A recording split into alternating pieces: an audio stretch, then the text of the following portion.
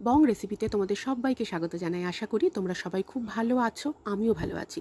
6 মাস পর্যন্ত স্টোর করতে পারবে এমন একটা নিরামিষ রেসিপি আজকে তোমাদের সাথে আমি শেয়ার করব। আর একদম ঘরে থাকা দু একটা উপকরণ দিয়েই কিন্তু এটা অনায়াসে তৈরি করে নিতে পারবে।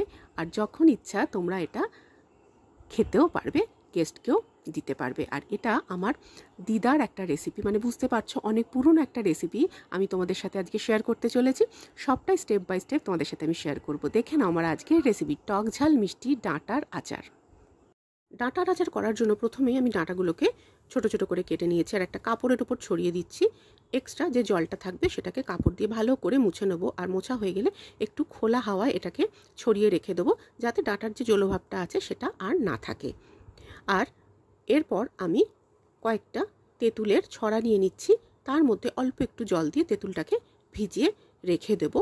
আর ততক্ষণে আমি একটা ভাজা মশলা তৈরি করে নেবো। সেই জন্য ফ্রাই প্যানে প্রথমেই দিয়ে দিলাম 5 ফোড়ন, সঙ্গে দিচ্ছি গোটা জিরে, দেব গোটা ধনে, গোটা মৌরি, আর দেব কালো সর্ষে। সেই সঙ্গে দিয়ে দেবো 2টো শুকনো লঙ্কা। এক্ষেত্রে বলি যে যেরকম ঝাল পছন্দ করো কম বেশি লঙ্কাটা দিতেই পারো। আর এটাকে ড্রাই রোস্ট করে গুঁড়ো করে নেবো। এটা কিন্তু করে তোমরা রেখেও দিতে পারো, অনেক কাজে লেগে যাবে। আর সেই ফাঁকে আমি চলো একটু তেঁতুলের কাঠটা বা পাল্পটা বার করে নিই। তেঁতুলটা ভেজানো ছিল তাই সুবিধা হলো। তেঁতুলের পাল্পটা এইভাবে বার করে নিয়ে এবার তেঁতুলের আচারটা শুরু করব। সেই জন্য ফ্রাই প্যানে আমি সর্ষের তেল নিয়েছি। এটা কিন্তু সর্ষের তেলেই করতে হবে। তেলটা ভালো মতো গরম হয়ে গেলে দিয়ে দিলাম 5 ফোড়ন। সুন্দর 5 ফোড়ন ভাজা ভাজা গন্ধ বেরোলে তার মধ্যে ডাঁটাগুলো আগে দিয়ে দিচ্ছি।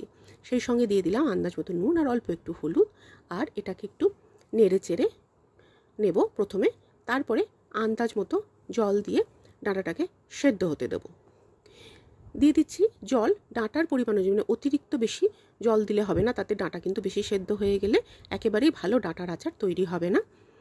এটা ফুটে উঠলে তারপরে গ্যাসের ফ্লেমটাকে লো করে দিয়ে ডাঁটাটাকে সেদ্ধ হতে দেবো। আর কিছুক্ষণ পর একটু দেখে নিতে হবে যে ডাঁটাটা সেদ্ধ হলো কিনা।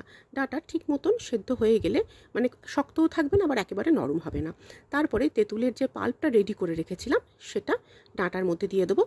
ডাঁটার পরিমাণ অনুযায়ী কিন্তু তেঁতুলের পাল্পটা দিতে হবে। তেঁতুলের পাল্প দিয়ে দেওয়ার পর এর মধ্যে আমি দিয়ে দেব আখের গুড়। আচার তো গুড় তো দিতেই হবে। গুড়টা ভালো করে মিক্সড করে নেব। শুধু গুড় আমি এখানে দিচ্ছি না, তার সাথে আমি একটু চিনিও দেব। তার একটা কারণ আছে, আখের গুড় আর চিনি একসাথে দিলে বেশ স্টিকি ব্যাপারটা খুব ভালো আসে। সেই কারণেই আমি আখের গুড়ের সাথে একটু দেখো চিনি অ্যাড করে দিলাম। আর সবটাই এখন কিন্তু আমি লো ফ্লেমে করছি। ভালো করে মিক্সড করা হয়ে গেলে এটাকে একবার একটু ফুটতে দেবো। এটা যেই ফুটে উঠবে তখন কিন্তু গ্যাসের ফ্লেমটাকে কমিয়ে দিতে হবে। দেখো এটা বেশ ফুটে উঠেছে, দেখে বুঝতে পারছো অনেকটাই ঘন হয়ে এসেছে। তবে খুব ঘন হয়ে যাওয়ার আগেই কিন্তু এটাকে নামিয়ে নিতে হবে, কারণ ঠান্ডা হয়ে গেলে এটা আরেকটু ঘন হয়ে আসবে। এবার এর মধ্যে আমি ভাজা মশলাটা দিয়ে দেবো আর ভালো করে এটা মিক্সড করে নেব। ব্যাস, তাহলেই কিন্তু আমাদের ডাঁটার টক ঝাল মিষ্টি আচার একদম রেডি। তোমরা নিজেরাই বলো কত সহজে একটা অন্য স্বাদের আচার আমরা তৈরি করে ফেলতে পারলাম। তোমরাও কিন্তু চটপট এটা তৈরি করে রেখে দিতে পারো। আর চিন্তা কি, এটা তো 6 মাস থাকবেই থাকবে। দেখেই বুঝতে পারছো কতটা লোভনীয় হয়েছে এই ডাঁটার টক ঝাল মিষ্টি আচার। এটা ভাত রুটির দুটোর সাথে খেতে যেমন ভালো লাগে, আমাদের মুখে অনেক সময় অরুচি হয়, ঠান্ডা লাগলো, সেক্ষেত্রেও কিন্তু তোমরা এটা একটু একটু করে খেতে পারো, দেখবে মুখের স্বাদ ফিরে আসবে।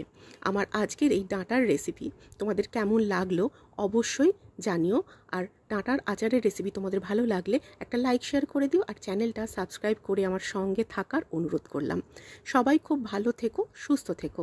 আবারও নানান ধরনের রেসিপি নিয়ে তোমাদের সাথে দেখা হচ্ছে।